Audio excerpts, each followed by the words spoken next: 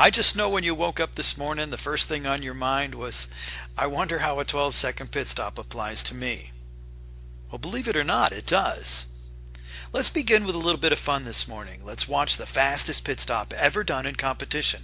And it was done by my number 17 DeWalt team when I was at Roush Fenway Racing. Now, we did a 10.3 in practice. But when you're in competition, all the marbles are at risk, and that tends to make you a little more careful, a little more conservative than you might otherwise need to be. The challenge for a coach is to identify ability and potential, and then develop that ability up to the very edge of potential without crossing into disaster. You know, I wonder, looking out over the audience this morning, how many of you are in full achievement of your goals, your desires, and potential? Well, let's take a look at that the way I would if I were talking to one of my pit crews. The secret to a 12-second pit stop is in the approach. You see, there's magic in the approach. And if there's any one thing I want you to take away from this session this morning, it's that statement embedded in your brain. There's magic in the approach. Who thinks they know the approach to a pit stop? Well, any approach other than the one I'm about to outline for you is the approach to a 14-second pit stop, or worse. The approach to a 12-second pit stop is actually done hours before the race. I walk the pit stalls with my crews. We look at the surface of the pit stall to note how slick it is, to see any cracks in the pavement, any incline or decline, and we measure the stall to mentally put the car in order to prepare for the car's entrance and exit. In essence, we read the green, so to speak. Then we look at the pit wall and measure the height of both sides, so that we know that one side might not be higher than the other side.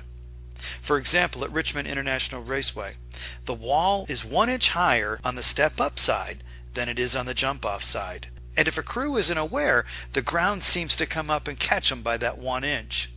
Now that's not enough to hurt anybody, but it can make a guy stutter step until he gets his legs underneath him again.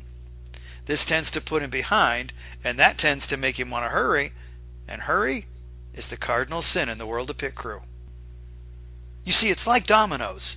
When I see a mistake, rarely is that the instant that caused the problem. The mistake was caused steps or fractions of a second prior, always in the approach to the point of error. The approach determines so much. The trick to a 12-second pit stop is in the approach. There's magic in the approach.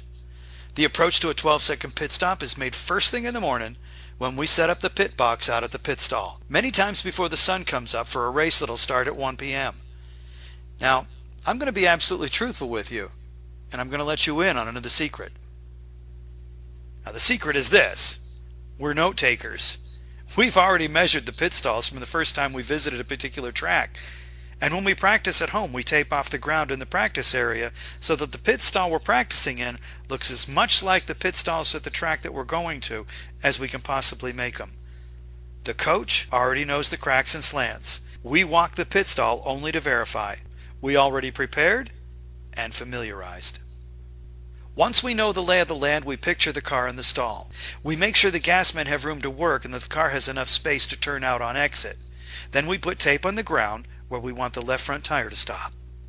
Now during the race, we also have a metal sign that we lower over the wall for the driver to line up on. I ask the driver to line his helmet and the bumper up on the sign. If we can get the driver to stop on the marks we laid down, then we can set up on the wall according to that placement. This keeps us from having to chase the car down, taking extra steps and costing precious time. Can you see how we start with the result and work back from there? The only thing that we're sure of when all else is unknown is the desired end result.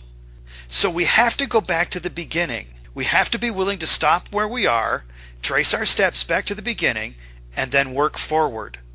We want to do 12-second pit stops. 12-second pit stops are all but done before the sun comes up, way before the race starts, way before the man says, "Gentlemen, start your engines." The only thing left to do is the doing. The follow-through, if you will.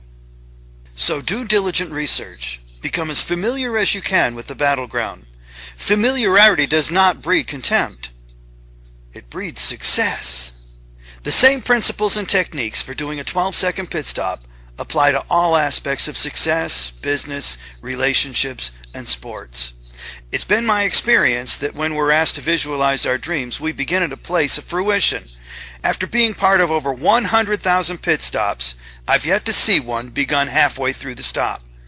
Every winning pit stop begins at the wall waiting. Then, at the right time, the players bound off the wall and use momentum, and they keep that momentum throughout the stop with proper technique. It's the same in every endeavor. Don't start halfway through the process. Be willing to begin your dreams from the beginning, because that's where you'll find momentum necessary to win. I can't remember a time in my 11 years as a coach that when I told a player to go practice, he didn't go grab a handful of lug nuts or a bucket full of lug nuts and go out to the right side of the car and start hitting lug nuts.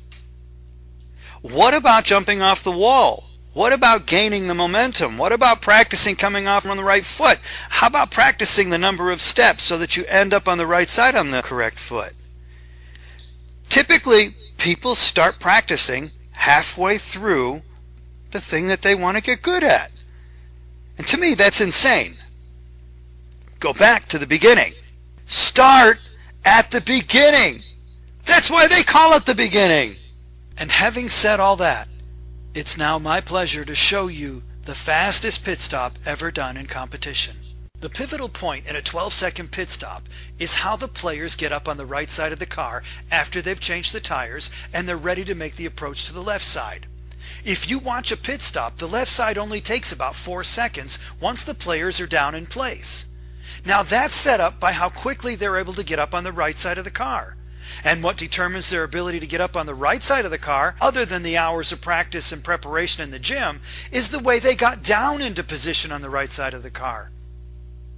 You see, the body is just a set of springs and levers.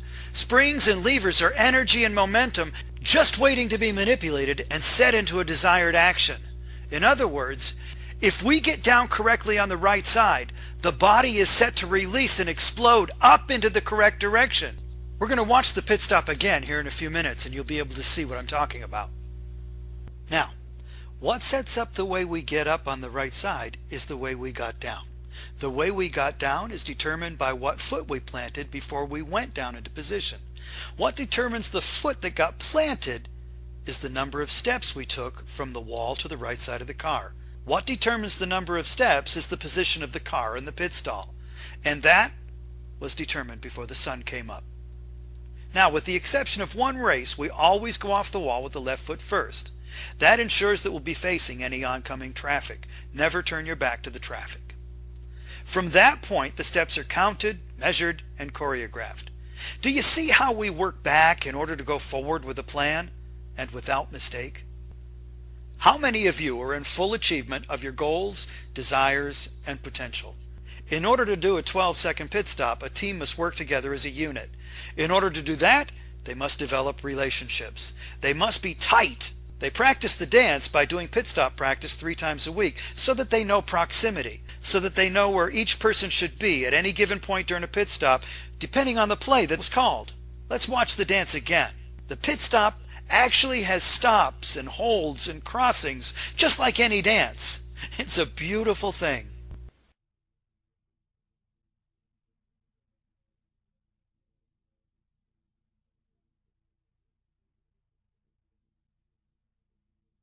Now, would you agree that you can't give something that you haven't got? Well, in order to build a tight team, I have to get each player in touch with themselves, their feelings. Tight teams need to be able to approach each other with advice and criticism.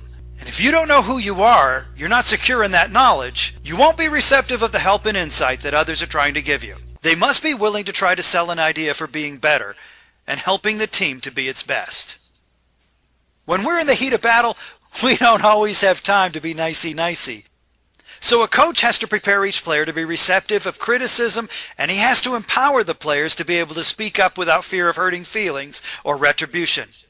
They must be willing to try to sell an idea for being better and helping a team be its best. I want you to know that what you do is no different than what I've shown you here today.